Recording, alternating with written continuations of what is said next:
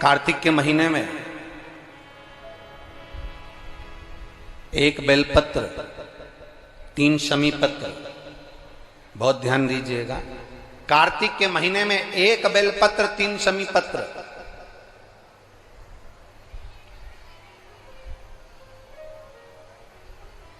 कार्तिक के महीने की दोनों अष्टमी में से किसी भी अष्टमी पर,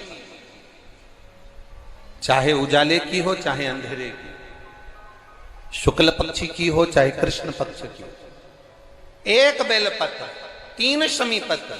आप कभी दिल से, कभी मौका मिले हृदय से, दामोदर मास में, कार्तिक मास में अशोक सुंदरी वाली जगह का स्पर्श कर कर भगवान शंकर के शिवलिंग पर एक बार समर्पित कर कर देखना, और दूसरे वर्ष इंतजार करना कि तुमने कार्तिक महीने में अष्टमी के दिन बाबा को शमी पत्र बेलपत्र दिया था, क्या बाबा ने तेरे घर में धन और वैभव दिया कि नहीं दिया? जो स्थिति में गाड़ी चल रही थी वो स्थिति की गाड़ी तेरी पार हुई कि ना हुई?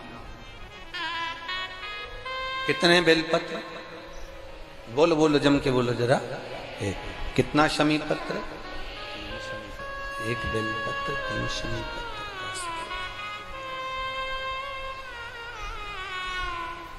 कभी स्मरण में लाइएगा।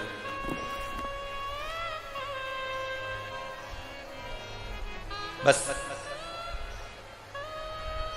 ये जो कार्तिक महीने में, दामोदर मास में आप एक बेलपत्र, 3 शमी पत्र अष्टमी के दिन, चाहे शुक्ल पक्ष की हो चाहे कृष्ण पक्ष की हो, दोनों अष्टमी में से किसी भी अष्टमी को जब आप समर्पित करें तो चंपेश्वर महादेव का नाम लेकर, कौन से महादेव? जम के बोलो जरा, सबकी आवाज आना चाहिए। चंपेश्वर महादेव, केवल चंपेश्वर महादेव का नाम लेकर आप अशोक सुंदरी का स्पर्श कराकर शंकर भगवान के शिवलिंग पर समर्पित करें। अशोक सुंदरी तो मालूम है ना सबको? ये जलाधारी, ये बीच में से जो 2 लाइन गई, गणेश कार्तिकेय, और बीच में एक लाइन जाती है मोटी सी शिवलिंग के सम्मुख में, उसको अशोक सुंदरी का स्थान कहा। शंकर भगवान के ऊपर जो जल की जलाधारी लगती है, जिसमें से बूंद बूंद पानी गिरता है, वो भगवान शंकर की 5 बेटियां हैं जो ऊपर कलश के रूप में रखी रहती हैं, जिसमें से बूंद बूंद जल नीचे गिरता है। जया, विषहरा, शामली बारी, दौतली, देव। शिव जी की 5 बेटी, शंकर भगवान की 6ठी बेटी अशोक सुंदरी बीच में। जब आप बेलपत्र 1, शमी पत्र 3, चंपेश्वर महादेव का नाम लेकर अशोक सुंदरी का स्पर्श कराकर भगवान शंकर को जब आप समर्पित करेंगे इस कार्तिक महीने में, दामोदर मास में, अष्टमी तिथि के दिन, चाहे वो शुक्ल पक्ष की हो चाहे वो कृष्ण पक्ष की हो, अष्टमी तिथि को अगर समर्पित करते हैं तो आप वर्ष भर में इंतजार कर कर जरूर बताना कि तुम साल भर पहले जितना कमाते थे, वर्ष भर पहले तुम जो व्यापार व्यवसाय कर रहे थे, साल भर से जो नौकरी के लिए प्रयास कर रहे थे, उसमें सफलता आपको अगले वर्ष की दामोदर मास आने से पहले मिली कि नहीं मिली, वो स्मरण आपके भीतर होना चाहिए।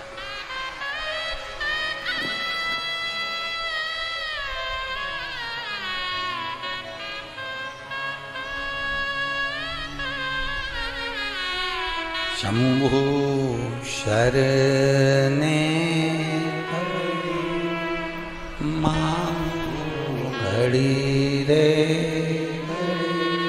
दुख काटो, दया करने दर्शन। आप दिल से उससे प्रार्थना करोगे तो वो दिल से दे देगा। महाराज, ईमान और जुबान 2 चीजें व्यक्ति की पक्की होना चाहिए। क्या क्या? बोलो, जम के बोलो। ईमान और दूसरी जुबान पक्की हो।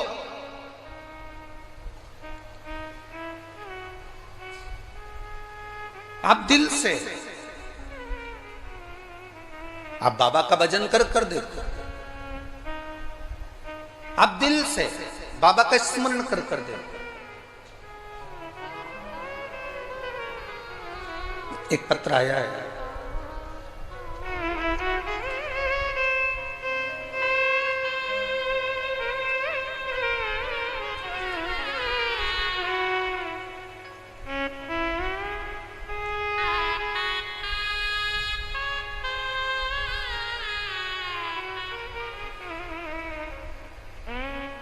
चंद्रमुखी शर्मा,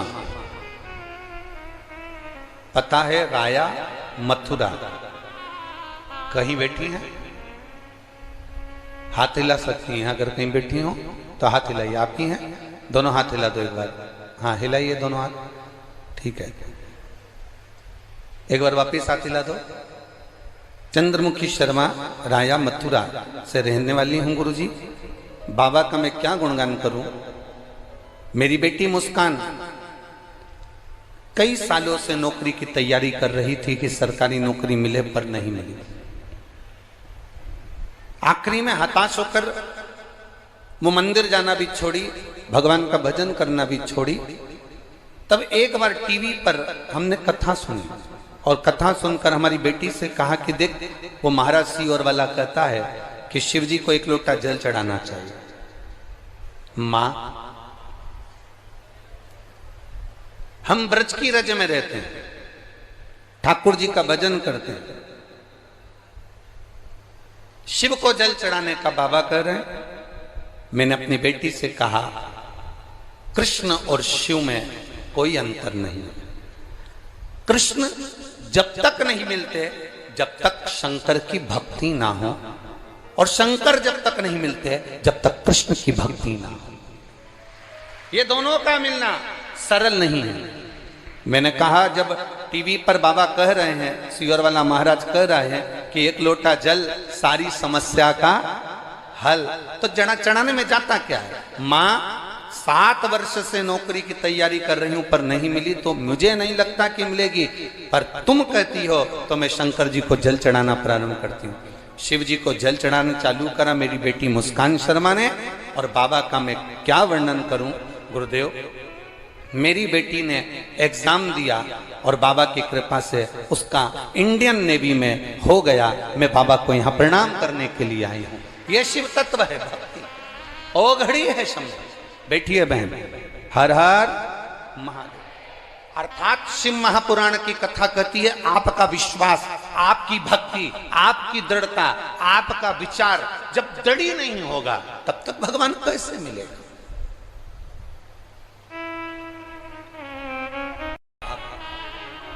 दड़ी बनकर बैठोगे, भगवान शंकर की आराधना दड़ी बनकर करोगे, ईमान और जुबान पक्की रखकर आप शिव की अगर आराधना करोगे, तो अगर कथा मिल सकती है तो क्या मेरा महादेव नहीं मिल सकता? क्या मेरा शिव नहीं मिलेगा? अवश्य प्राप्त।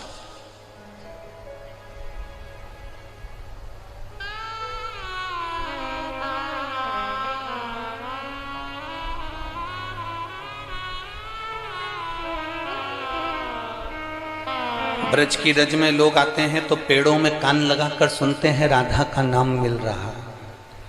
ब्रज की रज में लोग आते हैं तो वृक्षों पे कान लगाकर सुनते हैं कि बंसी की धुन मिल रही है। हम कहते हैं इतने खो जाओ परमात्मा में।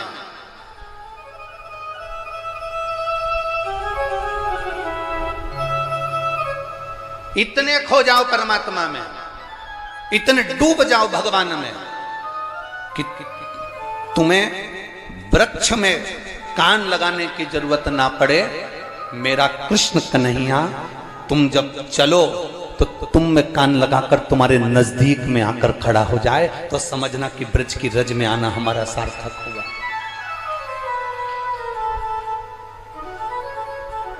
हमारा ब्रज की रज में आना सार्थक हुआ, तब समझिए आप।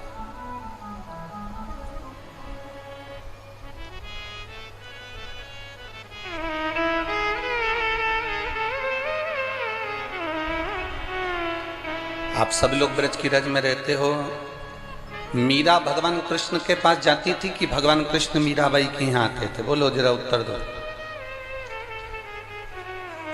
जम के बोलो जरा।